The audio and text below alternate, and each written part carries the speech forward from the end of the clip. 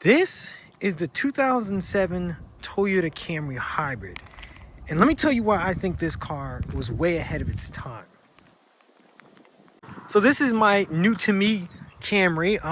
I bought this about 2 days ago. I got an amazing deal on it. So I said, why not? So I'll be doing a quick walkthrough and tour of my new Camry, tell you my plans with her, and also tell you how my driving experience has been over the last couple days. So coming up to the front of the car, you have projector style halogen headlights. You have your high beams and your incandescent turn signals. The first thing I did was swap the halogen headlights with LEDs. These headlights are not that good. So swapping these out with LEDs was a lot better, a lot more visibilities at night. You can see the grille here. This was before Toyota did the blue emblems for their hybrids. So this is just your stock emblem. And honestly, nothing in the front screams hybrid like today's cars. Automakers today all put different types of faces on their cars, like front bumpers, grills, and everything to differentiate it from the normal model. Back then, Toyota didn't do this. You either got the hybrid or you didn't, and they all looked exactly the same. No fog lights were available on this generation Camry that I know of, so you don't get fog lights, which is kind of a bummer. Coming up to the side here, you've got these nice set of alloy wheels. These are, let me see, 215/60 R16, so 16-inch alloy wheels. They're a little bit scuffed up, but that's all right. You get your hybrid badge on the side here. That's basically your first sign that this is a hybrid.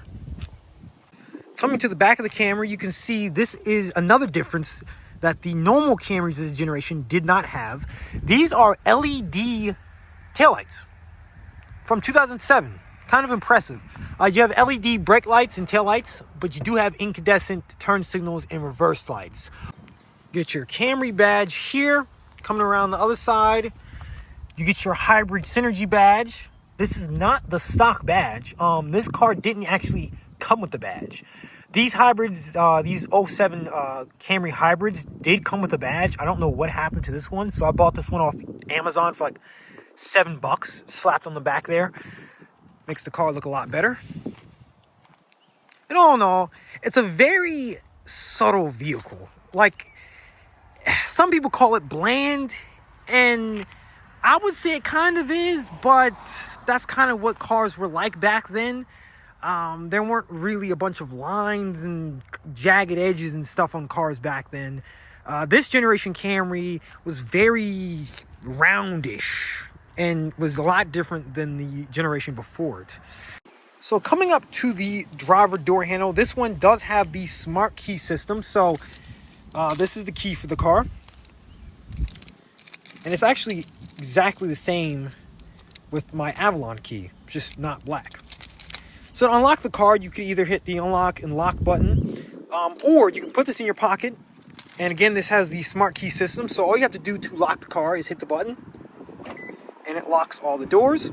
And to unlock it, you just take your hand, and there's a touch sensor at the back of the handle, and you just use that to open the door. Now, the difference between this car and the Avalon of this same generation is the Avalon has smart key on all 4 doors. The Camry only gets it on the front 2 doors. So stepping into the Camry, you can see this one has the leather seats. This was an option. You could get the hybrid with the cloth seats. These are power with lumbar support. There's your trunk release. No electronic trunk release. You get electronic gas cap release, but you don't get a trunk release, which is kind of eh. The door panel is nothing special over here. You have a full auto. I believe this is actually only auto down, not auto up, which is, I don't know. Nothing really special on the door panel.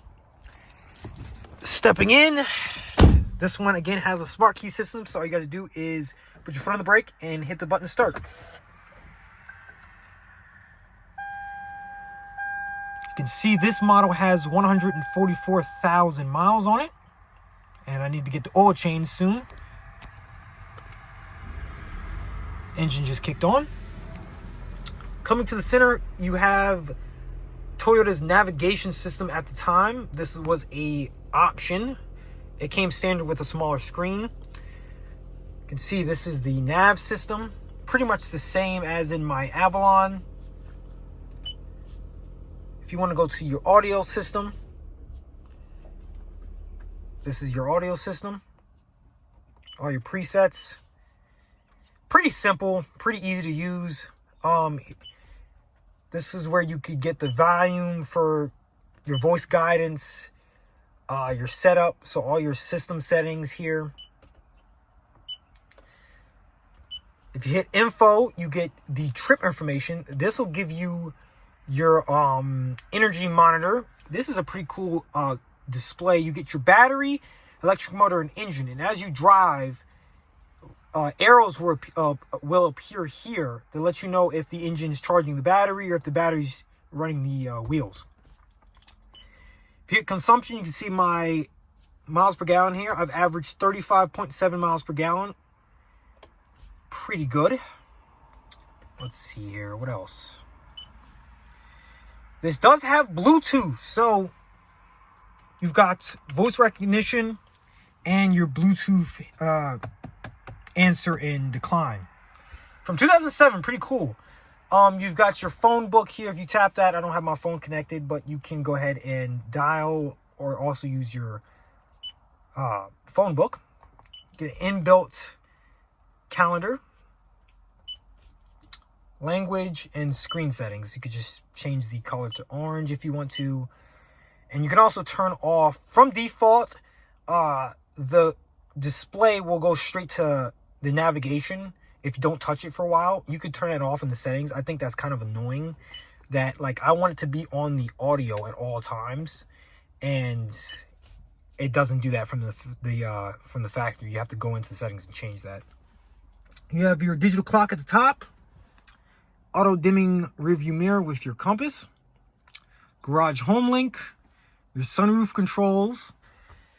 This one does have the dual zone climate control. Again, this was optional. I think this was optional on the hybrid. They call this the plasma cluster. Don't know why. Yeah, not really special about that. Storage in there. Heated seats. The funny thing about Toyotas back then is you either had on or off. There were no 3 stages. All right, they were either on or off. And these heated seats will burn you. I'm telling you, you sit on these seats, they will cook you. So I kind of wish they gave you a low and a high setting, but is what it is. 12-volt socket, center console, 2 cup holders, glove box. Again, it's a very subtle interior. Like, there's not a lot of things going on here, but it is very well made. And for this time, I feel like this has a lot of technology in it. Your cruise control settings. You have your cool gauges. These are special for the hybrid. So you have your MPG consumption meter, coolant temperature. You have your ready. That lets you know the engine, the car is ready to drive. And you get this center display. And you can toggle things if you hit display. So you've got your eco drive level, your outside temperature, cruising range, your average miles per gallon per tank, average distance, average speed, blank. You also get a bigger odometer. And my personal favorite, this display adapts as you drive. So it'll have arrows that show that you're charging the battery or the engine's driving the wheels. It's kind of like a dumbed down version of the energy monitor, but in this one. One thing I really like what Toyota did back then was have the climate control on the steering wheel, so you can change the temperature off, auto, right from the steering wheel. Pretty cool. Coming over to the left side of the steering wheel, you've got your storage here, power mirrors. You have eco, heat, and cooling. So, I don't really know what that means, but I'm not going to pretend like I do know. But from what I think it does is it's, I don't know, economical climate control to get better gas mileage. You got your automatic transmission here. You also have your B mode. This is the engine braking. So when you're going downhill, this will put it in a lower gear, and you don't have to ride your brakes. This has a CVT transmission in it, or eCVT. Here are the back seats. Nothing special back here. This needs a really good cleaning, so mind the stains. Air vents for the back passengers. You get rear pockets, cup holders. This is the cooling for the hybrid system. If you ever wondered what that is, that's just the ventilation to keep the hybrid battery cool. Really nice adjustable rear lighting. And coming to the trunk, it is a lot smaller than the normal Camry. That's because the batteries are right here. So you get less trunk space, but I don't think it's that bad. You get used to it. You still have space to put stuff on top here. This is for the JBL sound system. I believe this is the sub. This is going to be your normal 12-volt battery, whatever. And coming under the hood, you have your, what is this? 2.4 liter 4-cylinder. And to your right, you have your hybrid synergy electric motor. I believe this produces like 155 horsepower. And this produces like 60 horsepower or something like that. Something like that. I forget the exact numbers. But I know from a net standpoint, from both of these working together, it produces like 196 horsepower or something like that, which is decent. But I mean, you're not really looking for performance when you buy this. You're looking for fuel economy. And for the people who are trying to get good fuel economy, I don't think really the performance will matter that much. But when it's cold, the hybrid battery pack does not assist when you're driving. That's something to note. So when you're driving, when it's stone cold and you just want to go around the corner or something, the engine will be running most of the time, and it will only be running, and the other part of it will be charging up the battery and warming that up. So you only get the 150 horsepower from the engine, and that could be really slow. Like if you get in this and you immediately go to get on the freeway, you will have no power.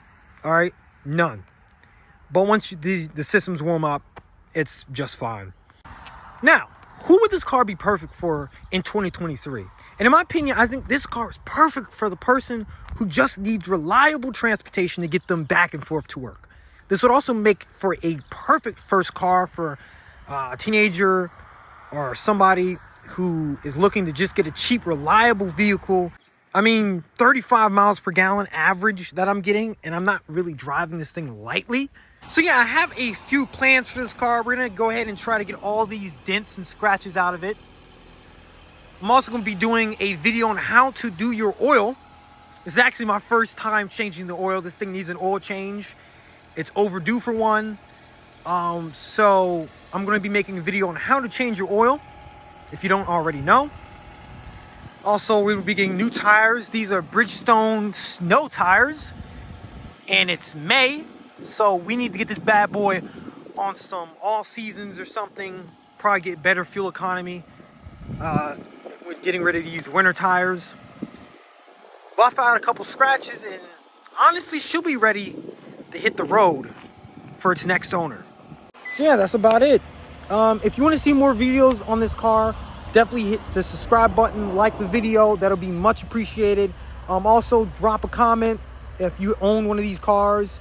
With that being said, peace out.